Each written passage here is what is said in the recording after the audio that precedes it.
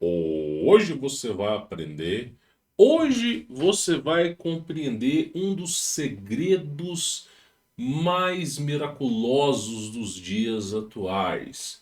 Principalmente porque a Igreja Católica removeu o livro de Enoque nos últimos 150 anos do cânon bíblico. Claro, né? O livro de Enoque fazia parte. Inclusive a Bíblia, versão etíope, você ainda dispõe do livro de Enoque acrescentada aí a sua obra. Mas a Igreja Católica decidiu remover esse livro. E nós vamos entender o porquê. Porque anjos aos quais você nunca ouviu falar são mencionados nessa parte bíblica. E histórias das mais miraculosas que farão sentidos no século XXI estão presentes.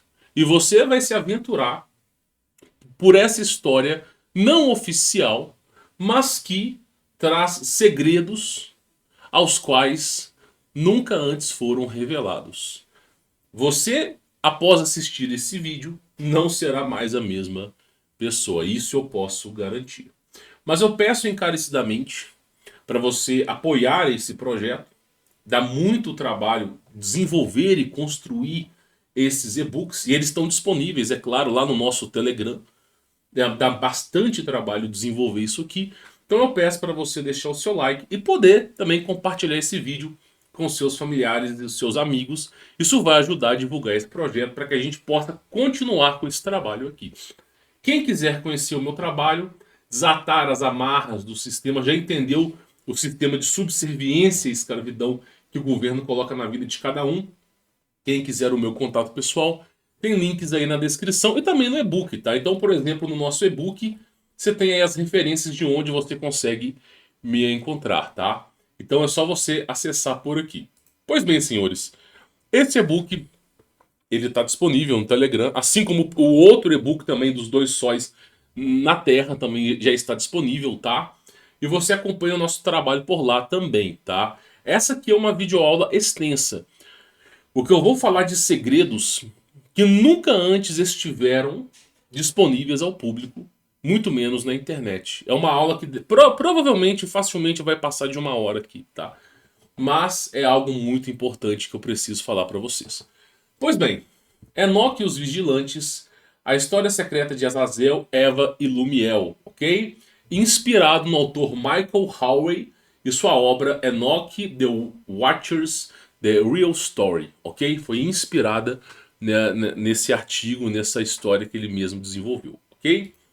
Pois bem, senhores, vamos pegar aqui uma parte histórica para você entender aonde eu quero chegar. E aí nós vamos falar de coisas miraculosas, as quais vão deixar vocês aí de olhos abertos.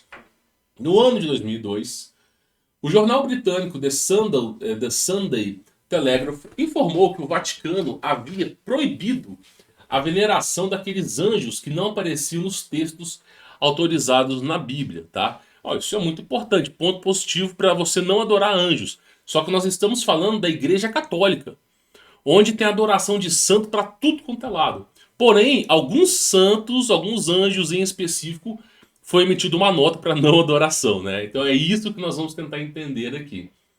Essa foi uma tentativa de conter a influência de grupos anônimos da nova era, concordo perfeitamente, que supostamente recrutavam novos membros dentro da Igreja Católica Romana. Até aqui o ponto positivo, tá? No futuro, as orações deveriam ser dirigidas apenas aos três anjos: Miguel, Gabriel e Rafael. Isso aqui é. Quantas vezes que vocês não viram adorações de anjos, orações para anjos, que é feito da Igreja Católica? Até aqui normal, nada de excepcional. De acordo com o apócrifo e proibido o livro de Enoque, esses eram os seres angélicos responsáveis por prender os anjos caídos, os Fallen Angels.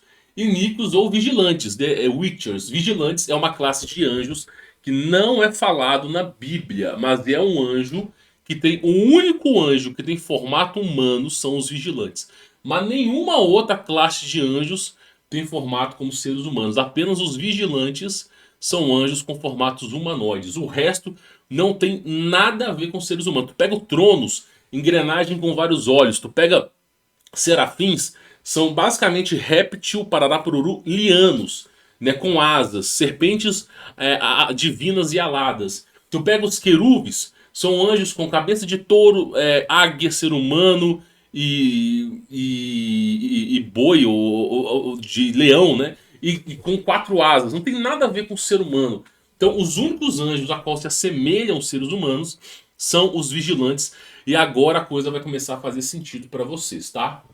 Olha só. Então, os que transgrediram a lei de Deus foram os vigilantes, que desceram à terra e fornicaram com as mulheres, gerando descendência híbrida. Perceba que quem coabitou com as mulheres não foi Lúcifer, não foi Azazel, não foi Miguel, o arcanjo, não foi os anjos tronos, os serafins, foi justamente os vigilantes. Por quê? Porque os vigilantes, eles são semelhantes aos seres humanos. Os anjos vigilantes são semelhantes aos seres humanos. Então é compatível não só o DNA, mas eles são realmente semelhantes. 98, 99% de semelhança. Tá? A reportagem dizia que a igreja primitiva havia excluído o livro atribuído ao profeta e patriarca Enoque do Velho Testamento, da versão autorizada da Bíblia, porque ele descrevia esses anjos caídos e suas atividades. Né? Imagina só você descobrir que não existe só um sol. Existem vários sóis, como eu gravei um vídeo falando. Imagina você descobrir que não tem só uma terra, né? Que existem camadas do céu para cima e camadas para baixo de existências inferiores. Imagina você começar a ver que tem abertura de portais. Pô, o livro de Enoque fala sobre portais o tempo todo. Quem são os vigilantes, né? Os 200 anjos caídos. E por que a igreja primitiva e o Vaticano moderno estão tão preocupados com o conhecimento da humanidade sobre esses seres divinos? Pois bem, nós vamos falar agora, tá? É preciso lembrar, quem ainda não sabe, que a própria Bíblia menciona os anjos caídos, gigantes e híbridos, tá? Então aqui é uma referência de Gênesis 6, onde fala: "E aconteceu que os homens começaram a se multiplicar sobre a face da terra e nasceram filhas. Viram os filhos de Deus, aqui são os vigilantes, ok? Que as filhas dos homens eram formosas, e tomaram para si mulheres de todas as quais escolheram." Então os anjos, eles desceram pelo monte Hermon Armon, que significa amaldiçoado hoje em dia, e coabitaram com as mulheres. E os anjos são exatamente isso aqui, ó. Os vigilantes são exatamente isso aqui. Eles são seres humanos com asas, tá? Esse é o biofísico dos anjos no formato de vigilantes.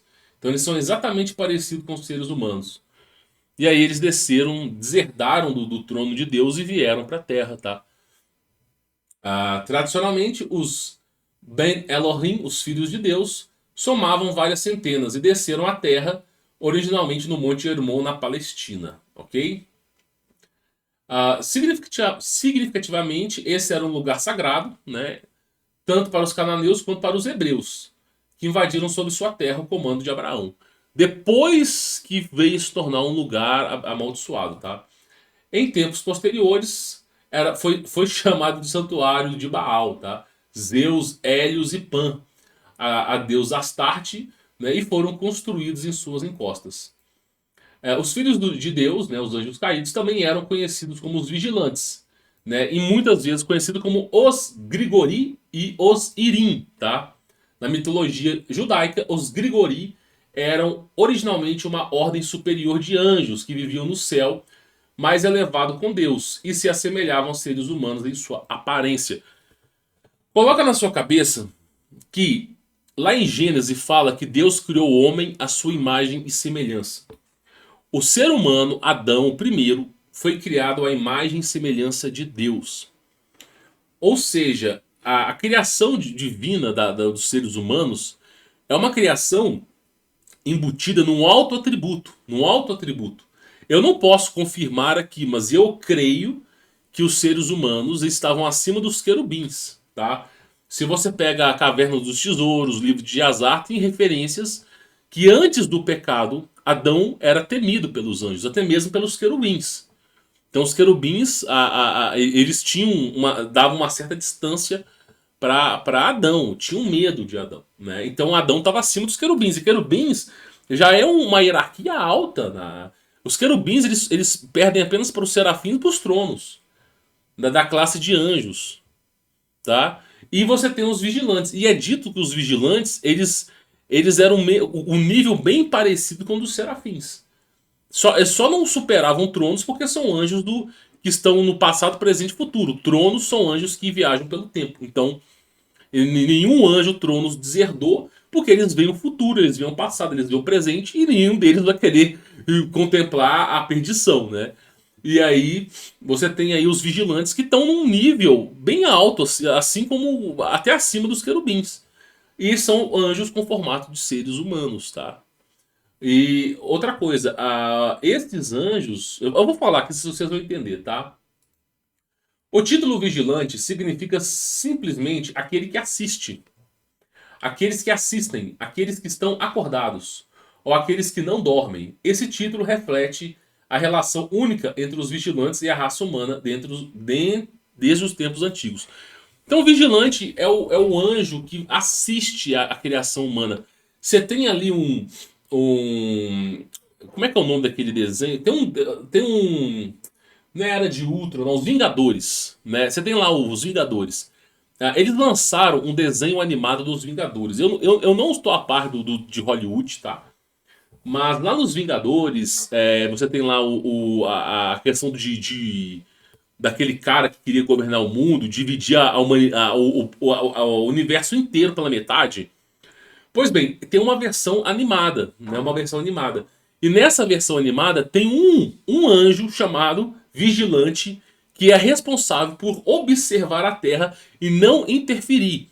Por quê? Porque na história lá desses Vingadores, a raça desses anjos interferiram num planeta, né? Ajudando os seres humanos com tecnologia, com conhecimento, só que a raça humana se autodestruiu. E aí eles fizeram um mútuo juramento que não iriam mais interferir, né? E eles apenas observam, tá? E aí tem essa história por trás que é bem semelhante à Bíblia. Então você olha lá pra Hollywood, tu olha pra aquela galera que faz filme, pô, cara, de onde é que eles tiraram que existem os vigilantes que estão observando o desenvolvimento da raça humana e de outros planetas? Bom, onde é que esses caras tiraram? Da Bíblia, dos livros canônicos, dos livros, até mesmo dos livros apócrifos. É dali que esses caras tiraram, tá?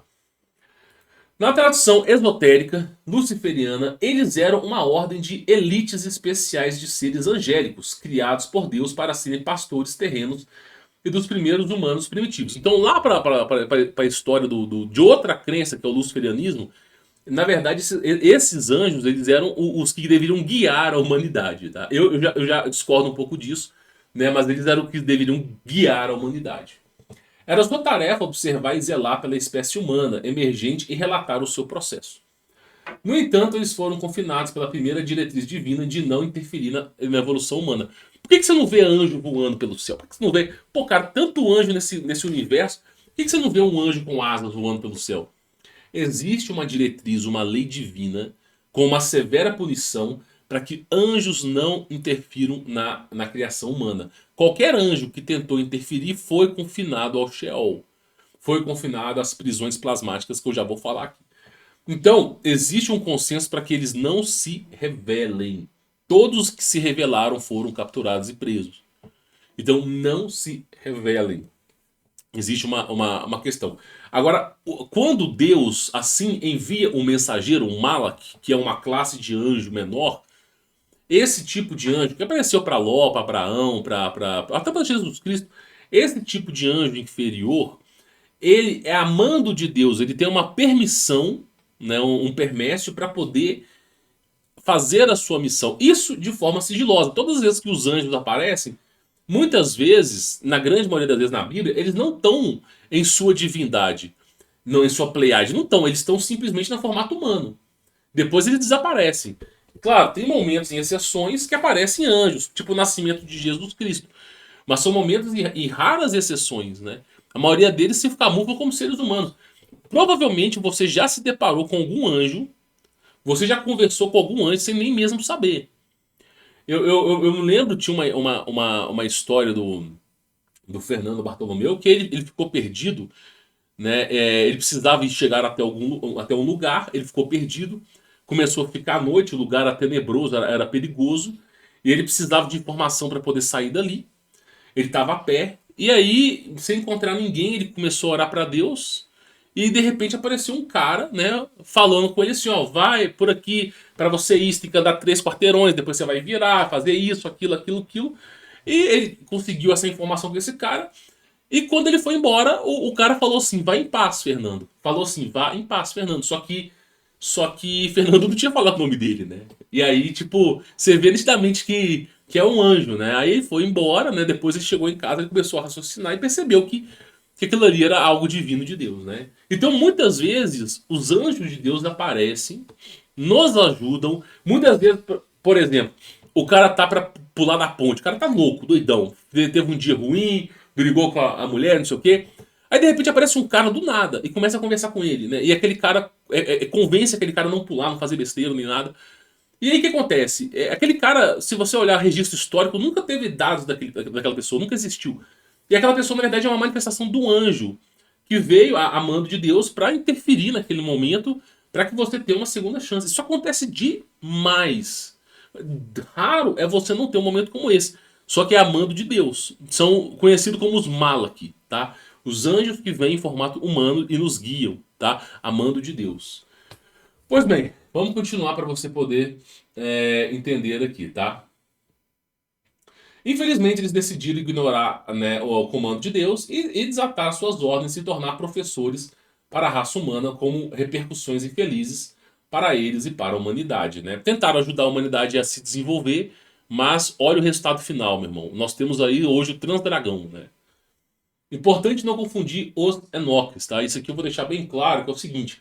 Nós temos Enoque, que é filho de Caim, né? E temos Enoque, que é filho de Jared. Nós estamos falando de Enoque, filho de Jared, que andou com Deus e depois nunca mais foi visto, tá? Muitos dizem que virou Metatron, depois eu faço um e-book sobre isso. Mas, basicamente, nós estamos falando sobre o filho de Jared e não sobre o filho de Caim, tá? Deixando isso bem claro para vocês aqui, tá bom? Pois bem, vamos continuar aqui para você poder entender, tá? 200 dos anjos desceram do reino celestial ao cume do Monte Hermon e ficaram tão impressionados com as belezas das mulheres que, usando seus novos corpos avatares, fizeram SXO com elas. E o que acontece é que os anjos, eles, apesar dos vigilantes terem um formato humano, ainda assim, esse não é um corpo propício para isso. Eles precisam se modelar, né? O universo, ele é plasma, ele é plasmático. Qualquer existência que não consiga suportar o plasma é desintegrada. Então, os anjos, apesar de serem divinos, eles têm um formato diferente, muitas vezes brilhante, luminoso. Por que eles são luminosos? Porque a força eletromotriz que rege dentro deles é uma barreira de proteção para esse universo que assim conduz. Então, todo anjo brilha, porque eles precisam daquela proteção para passar pelo plasma. Só que, descendo aqui na Terra, eles precisam remodelar o seu corpo. Você tem que lembrar que um anjo tem um QI de 4, 5, 6, 10 mil. O QI desses caras é muito acima da compreensão humana. Tudo que eles leem, eles gravam, eles nunca esquecem de nada. Eles são excelentes em matemática e aritmética, conhecem toda a criação divina de Deus e sabem trabalhar em cima de muita coisa. Então o que eles fizeram? Assim que eles decidiram deserdar do céu, eles simplesmente remodelaram o seu corpo de tal maneira que fosse compatível com o gênio humano, tá? Foi isso que eles fizeram. E isso provocou a ira do Criador, a ira de Deus, tá? Ou você pode conhecer como Javé, que é a tradução de Senhor, tá?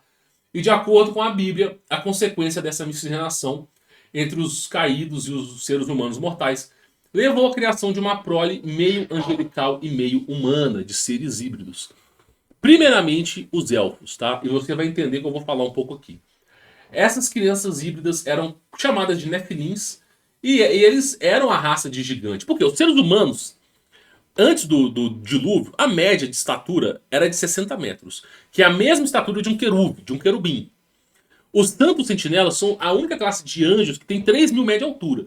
Porque são anjos de batalha, anjos tipo assim, anjo da desolação humana, que vai destruir a humanidade com uma única porretada. Esse são os sentinelas. Os vigilantes não, eles têm um tamanho parecido com o dos seres humanos naquela época, tá? Só que aí, o que foi criado, a primeira prole, né, entre esse cruzamento de anjos com seres humanos, A primeira foi uma prole que não foi controlada. Foi a emoção de estar com uma mulher fez com que os anjos se enamorassem delas. E sem o pleno entendimento do assunto, criou-se gigantes. Como é que esses gigantes nasciam? A gestação deles não era gestação de 9 meses, era uma gestação mais rápida, quer dizer, no espaço-tempo deles, né? Porque para nós, naquela época, os caras viviam muito mais. Mas era mais rápida e geralmente a mulher não suportava. Nenhuma mulher suportava a geração do nascimento do seu filho. Então, quando nascia o filho, aquela mulher que se relacionou com o anjo morria.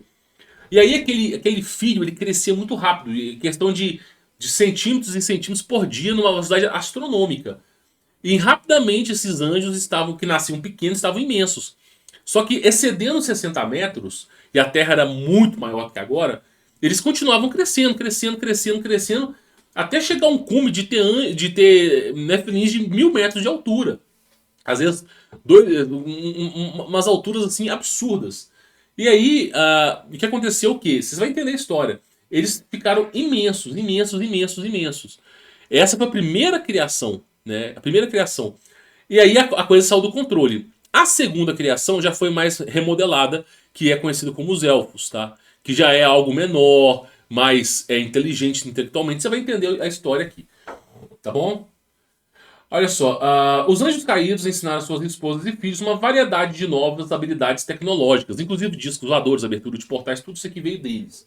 Conhecimento mágico nada mais é do que a ciência, você saber empregar a ciência com sabedoria. E sabedoria oculta, né, coisas que não deveriam ser reveladas aos seres humanos, principalmente a abertura de portais. Isso sugere que as habilidades psíquicas e os poderes mágicos eram originalmente uma herança ancestral do reino angélico dado aos primeiros seres humanos. O que acontece é que vários e vários filhos de Deus eram conhecidos como gloriosos de sua época. O que acontecia é que os anjos eles têm telepatia, eles conseguem ler sua mente. Essa herança de ler a sua mente foi passada para os filhos. Os anjos conseguem levitar e voar, mesmo sem a ajuda das asas. Né? Mesmo sem a ajuda das asas. Por quê? Porque o anjo ele consegue manipular as partículas das matérias, o campo eletromagnético da Terra, facilmente. Então ele exerce uma força na matéria e consegue empurrar o seu corpo para cima. Não me pergunte como, porque eu não sou capaz disso. E eles conseguem fazer isso. E isso também, esse conhecimento de sabedoria foi repassado para os seres humanos. Tanto é que no mapa do Urbano Monte, é dito que no fim do mundo, né, lá próximo da Argentina, existia uma raça de seres humanos que foi próximo da Arca de Noé, onde foi construída, seres humanos que voavam e acendiam o céu em luzes. Depois essa raça desapareceu. Ninguém não consegue falar, mas há 500 anos atrás alguém falou que esses caras existiam, tá? E aí fala, né, e depois eles foram conhecidos como, em termos espirituais e metafóricos, como bruxo, elfo, fada, e tudo aquilo que você conhece, todo aquele misticismo, né? Elfo, fada. O que é uma fada? Assim, hoje em dia é um ser pequenininho, mas o que é uma fada? É uma mulher, ela é iluminada, ela brilha. Eu já falei que o brilho está correlacionado à sobrevivência no plasma. Então ela brilha, ela voa, né? E isso despertava o interesse da humanidade. Pô, então uma mulher voando e brilhando deve ser uma deusa. Então a coisa saiu muito do controle, tá? No livro de Enoque, ele diz que o líder dos anjos era chamado Azazel. E ele era frequentemente identificado como Lúcifer, portador da luz, ou Lumiel, a luz de Deus. Ele ensinou os homens a forjar espadas e fazer escudos e couraças. Azazel também lhe ensinou metalurgia e como extrair da terra e fabricar diferentes materiais. As mulheres ensinou a arte de fazer pulseiras, enfeites, anéis e colares com pedras e metais preciosos. Ele também mostrou como embelezar as suas pálpebras. Aí eu não sei o nome disso aqui, do termo que eu usado. E usou truques cosméticos para embelezar e atrair e seduzir os homens. Né? Então as mulheres elas eram mais rústicas. Elas não alisavam cabelo, não usavam maquiagem. E após esse conhecimento, elas passaram a ter o cabelo mais liso, mais sedoso, a usar maquiagem, traços mais bonitos, que despertavam o interesse. Tu pega sem brincadeira, tu pode pegar um defunto. Se você maquiar o defunto, ele fica parecendo que tá vivo. Sem brincadeira. Né? Esse é o poder da maquiagem, da feitiçaria. Né? E aí, olha só. A partir dessas práticas, Enoque diz que surgiu muita impiedade e homens e mulheres cometeram fornicação, foram desencaminhados e se tornaram corruptos em seus caminhos. Quando eu falo fornicação aqui, você tem que lembrar que não existia casamento, meu irmão. Não existia casamento. O homem não se juntava a uma mulher, isso aí veio depois. Então, você imagina uma grande. Eu não posso nem falar a palavra aqui, né? Azazel, o líder dos vigilantes, como mencionado antes, foi identificado como luz. No Alcorão, já vamos mudar um pouco aqui a crença, tá? No Alcorão, é dito que Lúcifer, né, aí tem o nome dele aqui, ó, no Alcorão, se rebelou contra Alá. Né? Alá é o mesmo Deus dos hebreus. Três culturas, cristão, judaica e a religião do Islã, fazem referência ao mesmo Deus, tá? Incrivelmente sim. Se rebelou contra Alá porque ele foi dito para se curvar e adorar o homem da terra, nascido do barro, Adão, e o recusou. Então, lá na cultura do Alcorão é dito que Lúcifer caiu em transgressão por não adorar ao ser humano. Eu não sei se foi bem assim que a coisa aconteceu. Mas o homem foi criado à imagem e semelhança do Altíssimo. Então você imagina que você tem classes de anjos, né? E o homem, ele foi criado à sua imagem e semelhança. Então, quando a gente não sabe como era Adão, mas o que acontece é que era um ser divino. Se os anjos querubins temiam Adão, ele tinha algum resplendor. E aí, o Lúcifer, que foi um dos primeiros anjos a serem criados, talvez o primeiro anjo, né? De uma alta hierarquia, decidiu não adorar a criação de Deus de alguma maneira que a gente ainda não consegue compreender. E isso, né, fez com que ele fosse precipitado na Terra. Tá? Agora, o entendimento dessa passagem ela é muito obscura porque não tem um detalhamento bíblico falando do porquê que ele não quis adorar, né? Mas sim de uma maneira sutil. Então, eu deixo resguardada essa parte para o entendimento de que você estiver com Jesus. Você pergunta para ele, tá? Mas eu, francamente, não faço ideia, porque eu não ia adorar. Vamos ser honestos, se Deus criasse o ser humano, eu ia adorar o ser humano? Não. Agora, eu não consigo ter, com QI de 110, 115, eu não consigo ter entendimento de uma coisa que é divina e celestial, entendeu? Então, assim, até aqui eu consigo te explicar. Ele foi forçado a lutar uma batalha no céu com o arcanjo Miguel, comandante dos exércitos do Senhor. Como resultado, ele, né, e seus anjos rebeldes foram expulsos do céu. É aquela famosa, um terço das estrelas caíram. Né? E eles caíram na terra. Aqui Lumiel se tornou o senhor do mundo. E na mitologia cristã ele foi falsamente identificado como Satanás. Satanás é pai da mentira. Né? Aí ele foi identificado.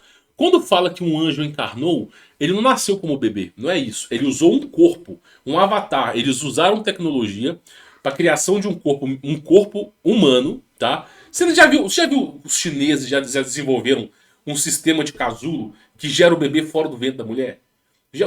Os 2023 já tem aquele casulo que gera. Imagina só um casulo que gera um ser humano já com 30 anos de idade, só que sem uma alma lá dentro. Então foi isso que eles fizeram. E aí eles passaram a usar aquele avatar.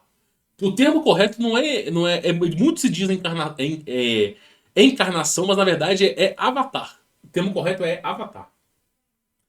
Azazel também é representado como um ferreiro e feiticeiro ou mago que trabalha com fogo. Ele também foi comparado ao primeiro ferreiro bíblico Tubal-Caim, né, que é o primeiro homem de ferro. Eu vou trazer depois um e-book para vocês, mas Tubal-Caim foi o primeiro homem de ferro. Sabe quando você assiste lá o Hollywood, você vê lá disco voador, alienígena, tentando destruir a Terra e não sei o que, aqueles filmes de Hollywood? Sabe quando você olha para o primeiro homem de ferro? Tu tem o Tony Stark, ele é sequestrado por uma milícia, ele vai lá pro dentro de uma caverna. Ele entra, um príncipe entra dentro de uma caverna, junto com o seu tio, que é aquele Irã Abif lá, que é aquele cara que ajudou ele, entra na caverna e dali ele sai com conhecimento, erguendo-se aos céus. Exatamente a história do Tubal-Caim. Tubal-Caim, um príncipe, entrou no subsolo da terra. Ele foi a buscar sabedoria no subsolo, entrou como príncipe e saindo dali ele saiu mudado, erguendo-se ao céu, voando aos céus. E é dito que o Tubal-Caim foi o primeiro homem de ferro na história, que ele foi se desenvolvido um traje metálico super tecnológico que era capaz de fazer com que ele voasse. Agora como que isso aí humanamente fosse real, não sei. Se o ser humano consegue imaginar as armaduras do Homem de Ferro, imagina o que os caras não desenvolveram lá embaixo. Então ele é conhecido como o primeiro Homem de Ferro, tá? Um descendente de Caim, né? O nome real de Azazel foi traduzido de várias maneiras, como Deus da vitória, força de Deus, Deus forte, até mesmo Deus bode, tá? No Apocalipse apócrifo de Abraão, peço perdão, ele é chamado de o Senhor dos Pagãos, sugerindo que ele era originalmente um deus pagão. Ele também foi identificado como a serpente. No mito edêmico, ele seduziu a primeira mulher, a mãe de todos os vivos, Eva. Existe uma história alternativa, eu não concordo com ela, tá? Para mim, eu acredito que a sedução de Eva, a transgressão, veio não por manter contato com Lúcifer. Até porque Lúcifer, ele não é um Witcher, ele não é um vigilante, ele não tem formato humano. Ele tem formato de dragão. Dragão não tem como coabitar com mulher. Então, ele tem um formato humano, né? E a gente viu a transgressão dos gigantes que nasceram em Gênesis 6. Como é que deu aquela bagunça toda. Então, isso não aconteceu com Eva, tá? Então, mas existe uma versão alternativa que diz que Lúcifer coabitou com Eva e deu origem a Caim, tá? E Abel foi a origem de Adão, tá? Aí existe um fato científico que uma mulher ela pode engravidar de dois homens ao mesmo tempo, né? Tendo nas duas placentas dois filhos de homens diferentes. Isso já aconteceu na história da humanidade. Tá? Então existe esse mito edêmico. Comprovar a veracidade ou não, eu não posso falar. Eu creio na versão original, porque a bagunça veio em Gênesis 6. Mas, né, eu preciso falar para vocês que existe essa história, né, do mito edêmico, ok? E é um texto persa conhecido como, aí eu não sei falar esse texto aqui, o livro primordial. Né? Diz que o anjo Azazel se recusou a reconhecer a superioridade de Adão sobre os anjos. Como resultado, Alá o expulsou ele e seus anjos rebeldes do reino celestial para viver na terra. Lúcifer foi precipitado na Terra, não foi precipitado em nenhum outro reino. Né? Quantos reinos que não existem, o tamanho exorbitante da Terra, múltiplas terras, ele veio direto para cá. Em Levítico, né, e no manuscrito do Mar Morto, um curioso ritual hebraico é registrado que apresenta Azazel como o nome de bode expiatório. Tá? Olha só, você já ouviu falar sobre bode expiatório? Aqui, ó, a origem do termo bode expiatório. Que é o quê? Que assume os pecados comunais de Israel. Diz que o sumo sacerdote, Arão, tirou dois bodes do rebanho e lançou a sorte. Adivinhação praticada, para escolher qual deles seria o bode expiatório. E sacrificado como uma oferta pelo pecado. Os pergaminhos dizem que o sumo sacerdote confessou todas as impurezas dos filhos de Israel sobre a cabeça do bode Azazel. Por isso, nunca aceite imposição de mãos. Imposição de mãos, você está transferindo os pecados de uma pessoa para outra. Jamais, em nenhuma hipótese, seja grego, romano, seja o que for, cristão, adventista, jamais, nunca aceite a imposição de mãos. Se não for Jesus Cristo impondo as mãos na sua cabeça, não aceite. Não aceite. Não aceite a imposição de mãos, porque é uma transferência de pecado, de transgressões, e a sua vida vai virar uma miséria se você aceitar isso, tá? Então, olha só, os pergaminhos diziam que o sumo sacerdote confessava os pecados dos filhos de Israel sobre a cabeça do bode, exatamente desse formato aqui. Por meio desse ato ritualmente simbólico, ele transferiu para o infeliz animal todas as suas culpas e pecados, para que ele pudesse ser absolvido deles. A cabra, então, era lançada no deserto para, eu não posso falar a palavra aqui, ou jogada do penhasco, né? Esse conceito foi antigo e arqueótico do bode expiatório sacrificado pelos pecados da raça humana e abandonado no deserto. É um motivo poderoso que aparece várias vezes nos mitos bíblicos, tá? Hoje em dia, o povo judeu usa a galinha, né? Eles pegam a galinha lá, fazem a transferência do pecado, pega a galinha e é aquilo. Mas no passado era bode, tá? Então eles faziam isso com bode. Eu acho que, de alguma maneira, as pessoas deviam ficar muito ofendidas com os bodes, né? E aí eles mudaram pra galinha, não sei, e aí virou aquela história deles, tá? Mas daí é a religião deles, eu não vou me interferir aqui. Isso pode ser visto na história de Caim, em que se torna um errante exilado na terra, após ser marcado por Deus com um sinal na face e banido a leste do Éden. Né? Em uma lenda judaica, o sábio rei Salomão, um poderoso mago que pode convocar e controlar demônios. Lembra que Salomão é mago, é feiticeiro, tá? Caiu não posso falar a palavra aqui, porque se misturou com os deuses estrangeiros e das mulheres estrangeiras do seu harém, né?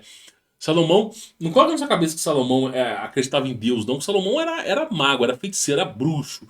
E bruxo de alta hierarquia, tá? Ele foi forçado por Deus a deixar Jerusalém e vagar pelo deserto disfarçado de mendigo.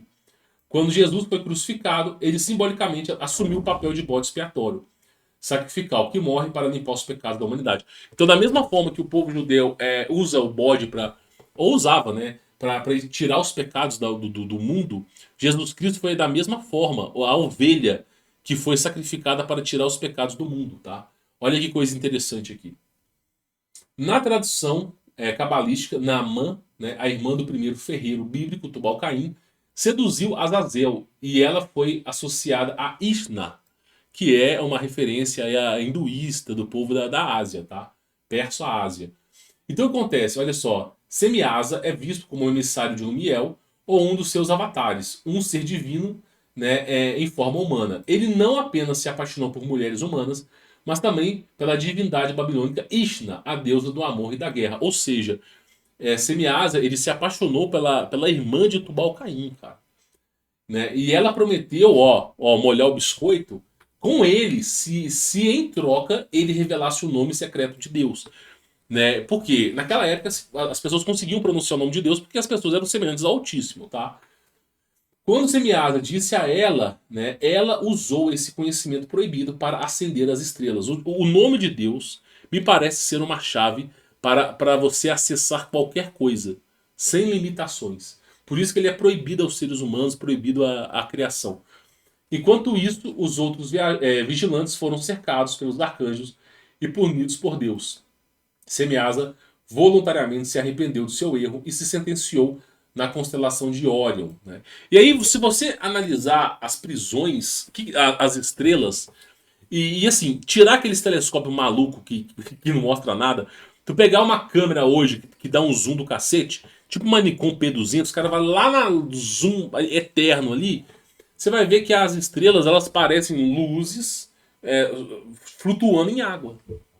Né? É justamente uma energia plasmática luminosa condicionada à água primordial, ok? E aí disse que ele se sentenciou na constelação de Órion, ok? E Órion é uma referência muito grande a anjos caídos. Como vimos, o resultado final das relações ilícitas entre os vigilantes e as filhas dos homens foi de acordo com a propaganda, judaica, o surgimento de uma raça monstruosa e gigantes, que eu não posso falar aqui, bélicos e bebedores dessa palavra aqui, ó, que eu não posso nem falar o nome aqui, chamado de Nefilins, né? A Gênesis descreve, né, de forma menos dramática, como poderosos de sua época, mas eles eram os bichos loucos mesmo, meu irmão. Eles eram os verdadeiros giburins, tá? No início, eles foram alimentados com maná, ambrosia ou comida dos deuses. Né? Então, assim, isso aqui não está no cânon bíblico, mas sim nas versões que não são ecumênicas. Mas é dito que Deus ainda assim deu o direito a esses seres de se prostrarem ao Criador. Né? Então ele trouxe maná para esses caras. Porque você tem um ser de 2.000 metros de altura, não tem como se alimentar com pera, com maçã. Não tem como alimentar esses seres com mais nada mesmo. Os seres são imensos. E aí o que acontece é o seguinte. Você tem uma humanidade com centenas de bilhões de pessoas. O que eles vão fazer? Vão soltar os seres humanos. Então Deus, no início, tentou alimentar eles com maná, né? Para impedi-los de consumir a carne, né? Eu não posso falar a palavra aqui, humana, né? E eles rejeitaram. Eles abateram animais para comer e então começaram a caçar os homens, né? E referências adicionais também sugerem a experiências que levaram à criação de monstros pelo cruzamento de animais quimeras, como espécies diferentes não relacionadas. E aí, meu irmão, você tem os filhos dos gigantes.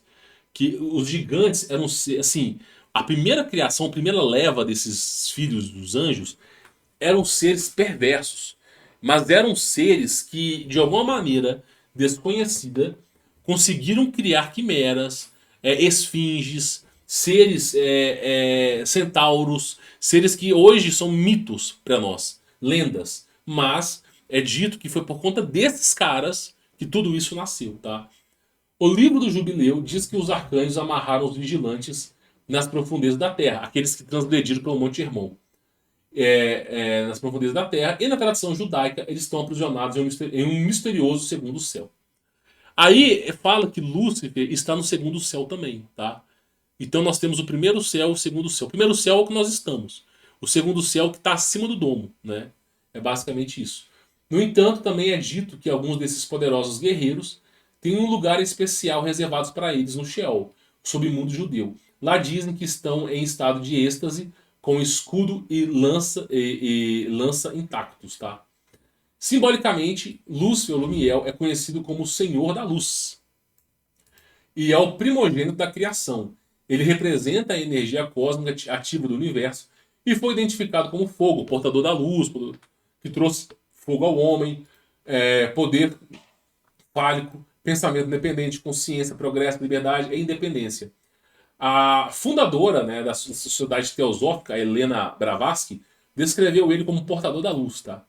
Como o espírito de iluminação intelectual e a liberdade de pensamento, sem cuja influência a humanidade não seria melhor do que os animais. Então, a Helena Blavatsky, ela nivela os homens aos animais e nivela que o anjo Lúcifer é o portador da luz. Eu discordo disso aqui, mas é importante ressaltar essa parte bíblica. Na Bíblia, Lúcifer é frequentemente descrito como forma reptiliana. Coloca na sua cabeça. Não podia ter falado essa palavra aqui, mas coloca na sua cabeça que Lúcifer ele é um réptil parará-pururu liano, né? Ele é um quê? O Lúcifer ele é um serafim. Não é um querube, não é um querubim. Ele exerce a função de querubim, mas ele não é querubim, ele é serafim. E seraf, a palavra seraf em hebraico é serpente alada. Ele é um dragão brilhante, luminoso ao céu. Ok? Então ele é conhecido como um dragão, a antiga serpente, tá? E no ocidente essa criatura é um símbolo do mal e do poder do caos. Abaixo está a imagem do Elo-Panteão Sumérico, tá? E o que é essa imagem do Elo-Panteão Sumérico aqui? Cara, você vê culturas suméricas, babilônicas, mesopotâmicas, culturas até mesmo egípcias, fazendo referência ao quê? A anjos alterando o DNA, o genoma humano. Então, isso aqui é como se fosse o DNA dos seres humanos, a árvore da vida, o DNA dos seres humanos. Você vê anjos, ok? Ó, cabeça de águia, querubins, que um terço dos anjos foram precipitados na terra, né? Influenciando reis. Aqui tem dois reis suméricos, influenciando reis, amando de uma serpente. Tá vendo quem é essa serpente aqui? Lúcifer, amando de uma serpente para a alteração do DNA dos seres humanos, tá? É só para deixar isso aqui bem claro para vocês. Então, a história ela é muito mais profunda do que nos é falado. Então, se você for analisar a história de Enoque, os vigilantes e tudo mais, você vai ver que os vigilantes eles são anjos semelhantes aos seres humanos que transgrediram e vieram à Terra. Você tem os anjos, um terço dos anjos do céu, que foram precipitados na terra por não querer adorar o homem, né?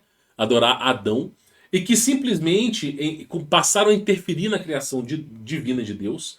Você tem os seres humanos, os reis e poderosos, se misturando com esses anjos e criando os seres humanos alterados, parará-pururu geneticamente. Você tem mulheres coabitando com anjos. Olha a confusão que é a Terra, meu irmão. Olha a confusão que é a Terra. E como se não passasse todos os grandes problemas, você tem a criação de quimeras, que é a criação dos nefilins ainda, que mexeram com a criação de animais híbridos, né? Então gerou-se uma confusão, um caos astronômico na Terra. Tanto que Deus terraformou a Terra. Os cientistas eles vão descrever como a era paleolítica, a era paleontóloga, a era pré-histórica, a era dos dinossauros. Eles têm referências que na era dos dinossauros a gravidade da Terra era menor, a pressão atmosférica era maior e o nível de oxigênio era muito maior, proporcionando gigantismo. Uma libélula que tem hoje seus 20, 30 centímetros, tinha 2, 3 metros de comprimento. Um peixe que tem 10, 15 centímetros tinha 2 metros de comprimento. Uma barata ficava gigante. Então, na era paleolítica, os animais, principalmente os insetos, eram imensos.